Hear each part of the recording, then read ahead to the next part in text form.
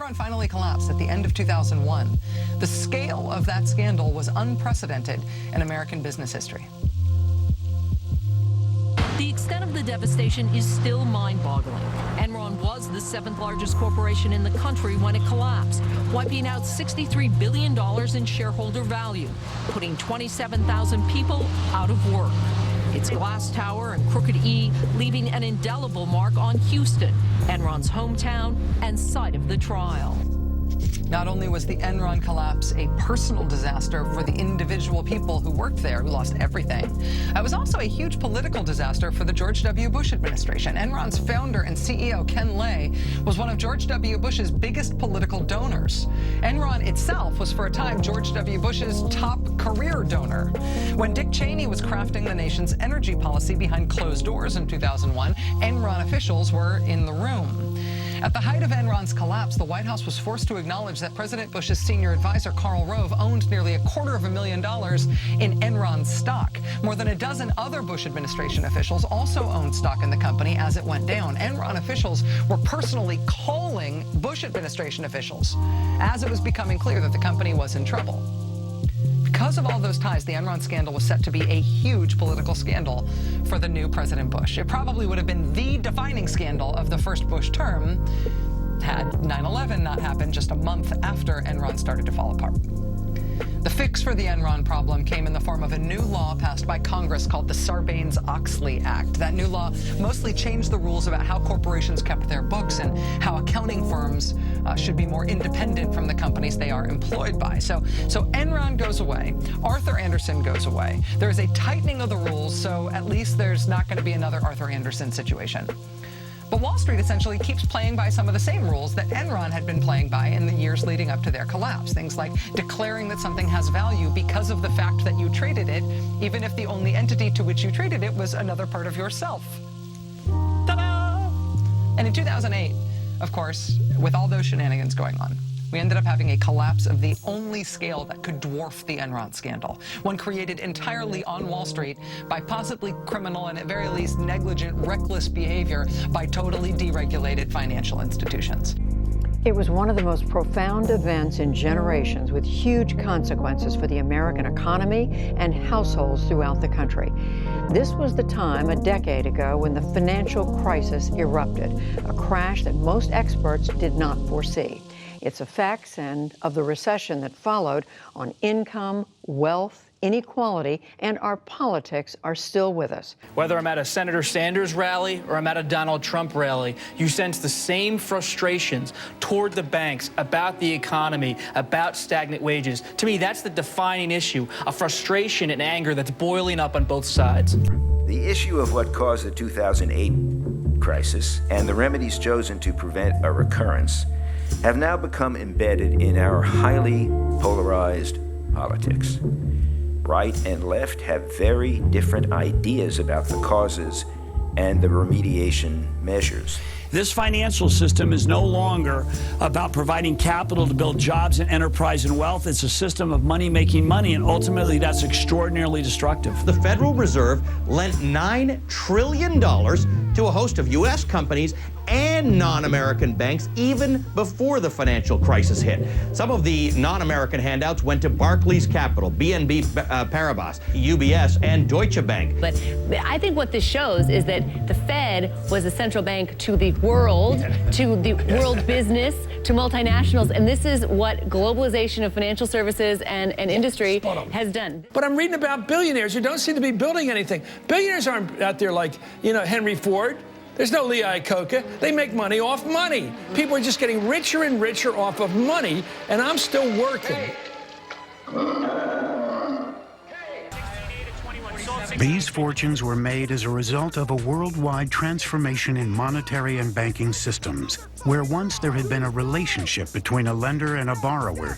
In this new system, the money you borrowed was lent by a giant global pool of investors.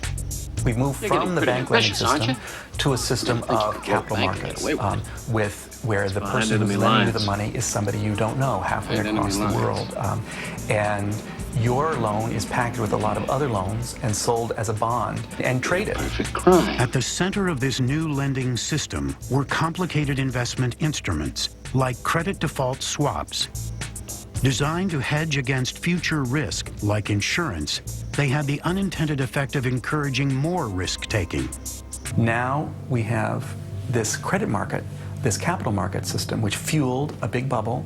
And what we're experiencing right now, okay, is the first major test of that system. Maybe this is the cutting of teeth of a new system that we will perfect as years pass. But man, it needs some improving. The new modern finance structure came crashing down. And when the great housing bubble that we had began to deflate in 2007, those loans began to fail in unprecedented numbers. And it was the failure of those loans that brought down all of these financial companies, which is what we think of as the great financial crisis of 2008. And is there failure in the oversight by then the Bush administration to make sure that these faulty loans didn't go through? Absolutely. There's the Bush administration, all of the issues with Fannie and Freddie, that is, requiring them to acquire these affordable housing loans, which are in effect subprime and other high-risk loans, began in the Clinton administration. It was pressed by HUD all through the Clinton administration and then right through the Bush administration, almost to the end.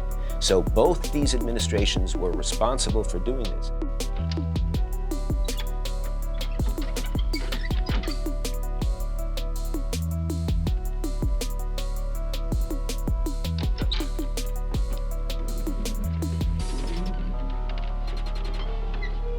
They were thugs. And where you crossed them in any way, you got into trouble.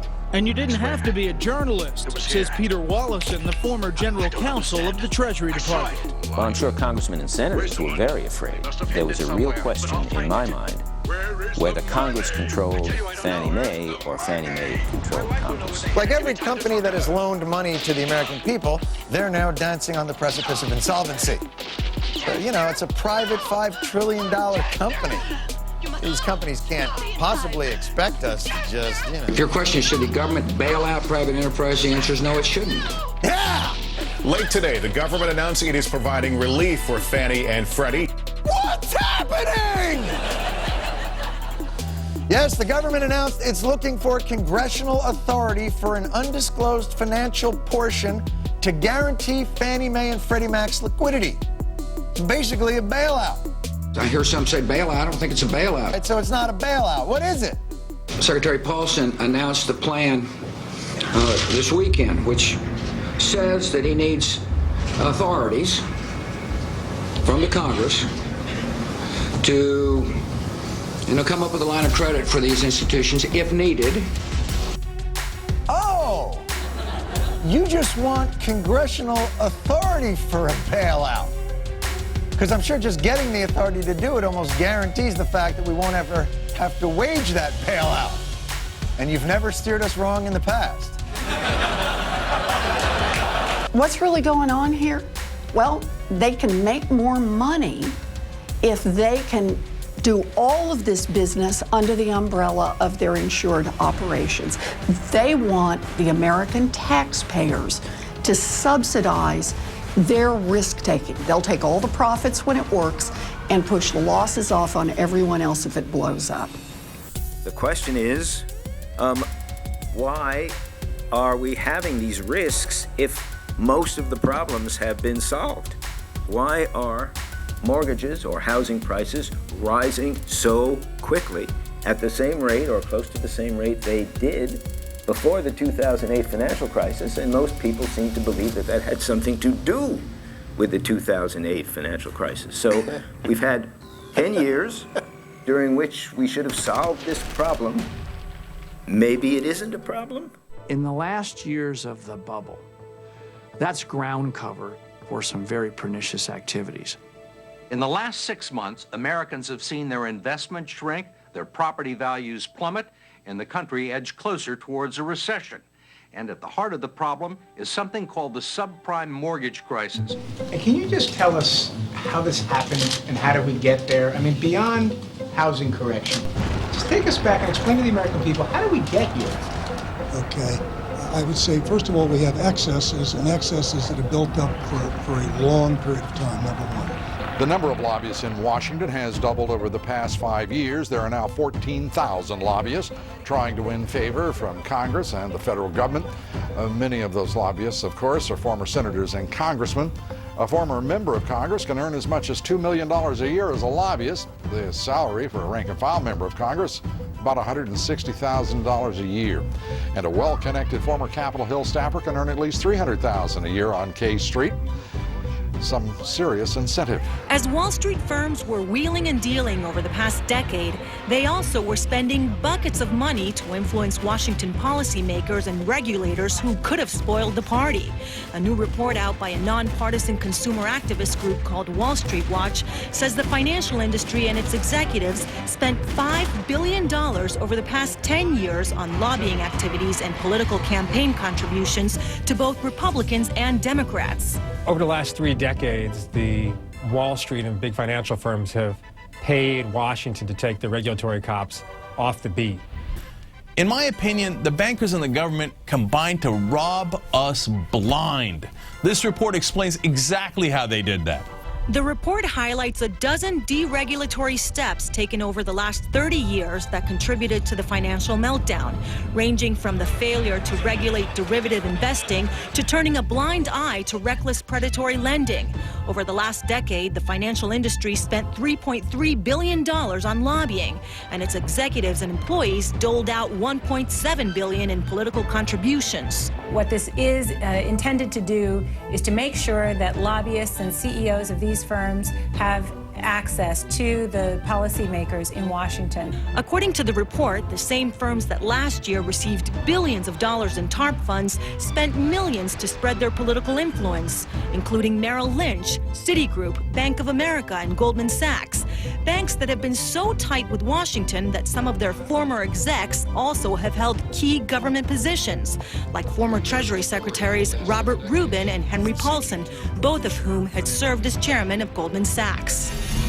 And we contacted reps from the financial services industry to get their response to the report, but they didn't respond to our calls and emails. And one final point, the co-author of the study says there was plenty of advance warning that we were headed for a financial disaster, but the warnings drowned in the waves of money funneled into Washington, Lou. They had so much political support, both in Washington, because the members of Congress were bathed in their campaign contributions, and they loved all that support from Fannie and Freddie, and then from Wall Street as well, because Wall Street could sell those mortgage-backed securities guaranteed by Fannie Mae, guaranteed by the taxpayer, and they made terrific fees. Wall Street justified the extravagant amounts that people were paid by saying, well, look at the profits we're producing. And now, if you look at the write-offs that firms have taken, most of those profits turned out to be completely illusory because the profits have been decimated by the write-offs. In other words, the profits weren't real in the first place. So people have already collected millions of dollars that, in a strictly speaking economic sense, they weren't really entitled to. October 10th, 2008 marked the end of the worst week on the stock market since the Great Depression. In 1 week, the Dow Jones dropped nearly 25%. The gains of 10 years of prosperity were wiped out. By any objective standard, they wound up getting paid a fortune for failing. Executive compensation, it's a bit of a red herring. It's a major, major problem in America. There's no question. It's been a major problem for a long time. Maybe that's something that they can all agree to tackle afterwards. This is still like discussing who started the fire while we've got to put the fire out. There's so much anger out there, and I understand why people would focus on executive compensation. The notion that, I mean, you see these politicians asking questions to Paulson and Bernanke. Well, where were they, for the last 20 some odd years? I mean, where were these questions being asked? And now everyone's suddenly shocked to find out that there's gambling going on at Rips Casino. How can he close me up? On what ground? I'm shocked to find that gambling is going on in here. You're winning, sir. Oh, thank you very much. Everybody out at once. The trouble is that this was known. This was known to everybody in Washington. This was known to the media. Where was the Washington Post? Where was the Washington Times? Where was the New York Times? These things were known, but Fannie and Freddie are huge advertisers in all of those media. Maybe that's the reason why all of this stuff was not exposed. On the other hand, there's the National Public Radio, which presumably doesn't have major advertising from Fannie and Freddie, or didn't at the time, and they didn't expose it either. So it is a very troubling thing to see that something as serious as this, which everyone in Washington knew about, everyone who was on the inside in Washington knew about, refused to do anything about. That's why you really do need a political revolution, if you will, someone coming in at the top who says, I'm going to change the way this town does business. Wall Street play by the rules. Who are we kidding? The business model of Wall Street is fraud. That's what it is. And we have, and let me make this promise. One of the problems we have had, I think all Americans understand this, is whether it's Republican administrations or Democratic administrations. We have seen Wall Street and Goldman Sachs dominate administrations. Here's my promise. Wall Street representatives will not be in my cabinet. I was taken with your candor at the conference here in New York to hear you say that this crisis we're going through, this economic and financial meltdown, is driven by fraud. What's your definition of fraud? Fraud is deceit. And the essence of fraud is I create trust in you, and then I betray that trust and get you to give me something of value. And as a result, there's no more effective acid against trust than fraud, especially fraud by top elites. And that's what we have. But they have no control. They have no control over Donald Trump. I don't want their money. I don't need their money. Now, Gary Cohn is the third Goldman Sachs alum invited to join the Trump administration. Chief strategist, of course, Steve Bannon, and Treasury nominee Steve Mnuchin both worked there before striking out on their own. Goldman Sachs has friends in high places. A number of big-time players have swung through that revolving door between Washington and Goldman Sachs. First, there are the former Goldman CEOs. Henry Paulson, he left to become President Bush's Treasury Secretary. John Corzine, another former Goldman CEO, he became a U.S. Senator and later New Jersey's governor. Robert Rubin also ran Goldman, then left to become Treasury Secretary under President Clinton. Then he went back to Wall Street to work for Citigroup, and he was an economic advisor to Barack Obama during the 2008 presidential campaign and a mentor of Mr. Obama's current top economic aides. And there are also more Goldman alums who are currently in high positions in Washington. A few examples here. You know, when you have regulators, a member of Congress, advisors to the president who are all Goldman Sachs alumni, it really does raise the question that you just raised, which is just how serious are the regulators going to be in imposing and enforcing new rules to rein in Wall Street, and specifically Goldman Sachs in this case, Candy. And does Goldman Sachs appear to be sort of the largest one? I mean, everybody just sort of goes to that because it's kind of the gold standard. Yeah, they definitely are. And when you take a look at it, it's not just the number of connections, it's how high placed they are. You know, when you talk about former Treasury secretaries, and you also have, as with Gregory Craig, you have a number of people who are leaving government and then turning around and advising Goldman Sachs. Representative Richard Gephardt, for instance, former SEC Chairman Arthur Levitt. So that revolving door has been very, very active between Washington and Goldman Sachs and Wall Street in general, Candy. Bipartisanship at last. Yes, exactly. Good way to look at Goldman Sachs recently fined $5 billion. Goldman Sachs has given this country 2 secretaries of Treasury, one on the Republicans, one on the Democrats. Say it. The leader of Goldman Sachs is a billionaire who comes to Congress and tells us we should cut Social Security, Medicare, and Medicaid. I find it very strange that a major financial institution that pays $5 billion in fines for breaking the law, not one of their executives is prosecuted, while kids who smoke marijuana get a jail sentence. Take a look at the total take-home compensation packages in 2007 for only a few of these Wall Street CEOs. These numbers, according to Equilar, an executive compensation research firm. Richard Fuld, CEO of Lehman Brothers, $45,431,496. Stanley O'Neill, former CEO of Merrill Lynch, $11,326,000. $880. Charles Prince, former CEO of Citigroup, $12,306,870. Each one owns multi-million-dollar apartments on New York City's Park Avenue. Last year, while the disaster that we are bailing them out from was being created, $39 billion in bonuses were handed out. A new analysis of more than 100 of those financial institutions being bailed out with your tax dollars shows they were throwing buckets of money at their top executives just last year before the industry tanked. The Associated Press says the big bosses in those firms raked in a staggering $1.6 billion in salaries, benefits, and bonuses in 2007. For example, the AP says the top man at Goldman Sachs pocketed $54 million. Add in the pay for his top 4 lieutenants, and it's nearly $250 million. At Capital One, the AP found the chairman pulled in $17 million. And the big man at Merrill Lynch, $83 million in earnings last year.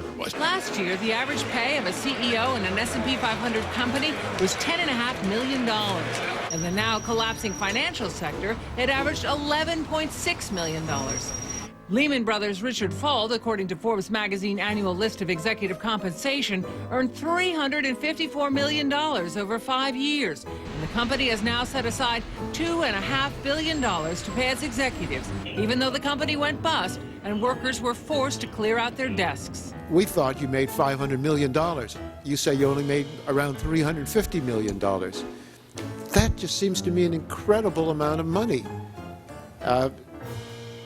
We've held hearings on executive compensation, and we've found some conflicts of interest with these compensation committees. The executives before Congress and their company's compensation officers said they were paid for their talent, skills for which evidently there is no price ceiling.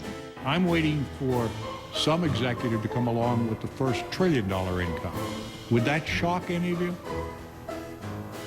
No response. I mean, this GAO report says that we've got a couple different kinds of taxpayers. Little folks that pay their taxes, and big enterprises, giant enterprises, that do a lot of business, make a lot of money, and pay nothing, and I think that's shameful. Through tax shelters, write-offs, creative accounting, and many friendships in Washington, corporate America has reduced its tax burden over the years. In the 1950s, corporate income taxes made up 1/3 of all federal revenues. Now, just 1/14. Income taxes for individuals account for roughly half. The big tax increase is in what's collected for Social Security and Medicare. When it comes to lobbying Congress, nobody does it better than big business. Take a look at these salaries. This is an annual list compiled by Forbes magazine of the highest paid executives, and we're just going to give you the top 3, and these numbers are astounding. Terry Semel, the CEO of Yahoo, last year took home total compensation $230 million. Barry Diller, $156 million. William McGuire, who runs United Healthcare, took home $125 million. CEO compensation is a huge issue. It has been exploding relative to average wages for a decade now. When our parents and our grandparents were growing up, the difference between what a CEO made and what an average American worker made was about 25 to 1. You know what it is these days? It's about 500 to 1. And we should question how these people came to be so exalted, came to be revered as if they're a different species of financial professional. Well, again, let me stop you. If you're over in Congress and you're fundraising and you run a financial services committee and you get a tremendous amount of money, why, how can, well, it's obvious. What do you say to that? I mean, both sides, they give money to both sides. Yes. You say that we pretty much have a bought Congress because they know where their money is coming from. But we put people into Congress to protect our interests, but that isn't how it's been working out for us. The taxpayer is footing the bill for a lot of malfeasance, and Congress is not questioning the malfeasance that went on. And then there are certain things like, for instance, Fannie and Freddie. The roots of that, what we're doing is really living up to our responsibilities, which were rooted in congressional charters. The Congress is part of the problem here. They are implicated in creating Fannie and Freddie, keeping it alive, protecting those two companies against attack, from any side within the political process and in the private sector, and they get benefits from Fannie and Freddie. You've mentioned many of them. They get campaign finance reform. They get campaign finances. They hire the staff of these people. They hire the lobbyists who are the friends of congressmen and senators. They give out money to community groups who then in turn support those congressmen and senators who are their friends. It is a very unpleasant thing to watch. And ultimately, it is a way for Congress, without actually appropriating any money, to direct money to their friends. This is a huge egg on your face story. I mean, the fact that we're sitting here, talking about the collapse of the financial system, this is a disaster. A lot of people are saying Congress, the White House, the regulators, and the Federal Reserve, they all should have seen this coming. The Democrats have been in charge of both houses of Congress for the last 2 years, and you were asleep at the switch, they say. You didn't do your oversight of Fannie Mae and Freddie Mac and these other securities firms. Well, first of all, most of the problems that occurred starting far before 2 years ago in terms of Fannie and Freddie. All the fundamentals, all the outlandish things that they did in terms of capital and in terms of other things were under the Bush administration. And that's the second point.